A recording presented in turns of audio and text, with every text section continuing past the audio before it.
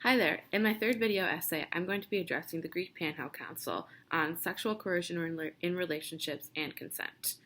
In an article, The Longest War is the One Against Women, Rebecca Solnit writes that 1 out of every 5 women will be raped in her lifetime, and that there is a rape reported every 6.2 minutes. Now, this is a sickening and disgusting fact, but I think when many of us think of rape, we think of something that is violent between two strangers, and forget that this is also something that can happen even in long-term relationships. In the study by Jackson and colleagues, Violence and Sexual Coercion in High School Dating Relationships, it was reported that 76.9% of the female students in the study were once complied to a sexual act that they did not want to comply to, such as kissing, French kissing, genital contact, and sex.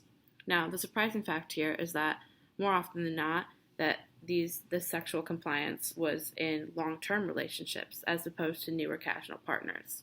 Now, why is this?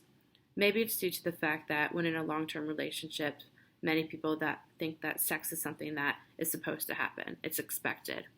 Or maybe it's also the way that young boys are taught to think about sex from a very young age. In Brad Perry's Hooking Up with Healthy Sexuality, he talks about some of his first sexual encounters and experiences at the age of 13. At the time, he thought sex was definitely something that was more for guys than girls. And he said that sex is something where boys make the moves and call the shots. He also said that in order to get a girl to do sexual stuff with you, you need some sort of loosening agent, such as alcohol or pot, in order to get her to comply to the sexual acts. Now, this is what we call sexual coercion. Dr. Lisa Fontes breaks down the 8 tactics of sexual coercion and defines sexual coercion as using nonviolent means to pressure an unwilling partner to comply to sex. In her 8 tactics of doing this, she starts with exploitation, which would involve the use of alcohol or drugs in order to get the other party to comply to sexual acts. The second would be bullying, and the third is pressure. This could be insulting the partner, and pressure would be constantly nagging or begging the partner until they comply. The fourth would be relational threats or manipulation. This may be something like, I'll break up with you if you don't do this, or you don't love me if you don't do this.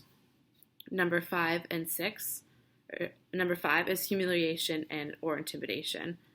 This could be becoming aggressive or insulting the partner. 6 and 7 is inducing helplessness and hopelessness. This may be after the partner's no is ignored for such a long time where they no longer feel that it has any worth in saying. And number 8 is threats of physical violence or harm. This is the other party becoming aggressive and threatening to hurt the partner if they do not comply to any sexual act. Now, people who submit to this often have trouble calling it assault because they feel as if they agreed or froze up or technically didn't say no. However, it is still always very, very wrong because consent was not a part of the process. Consent needs to have 4 things at all times. It needs to be 1, sober, 2, enthusiastic, 3, mutual, and 4, a step-by-step process. That means that at any given point, if you don't want to do the act anymore, you do not have to. You can bow out at any time. And that consenting to one activity does not mean consenting to another. Consent is not coerced, manipulated, forced, or the silence or lack of no. This is important for guys and girls to remember in all relationships. And if you feel that you have ever been forced to do something or that you didn't say no, perhaps you need to take another long second look at that relationship and decide if you're getting the respect that you deserve. Thank you.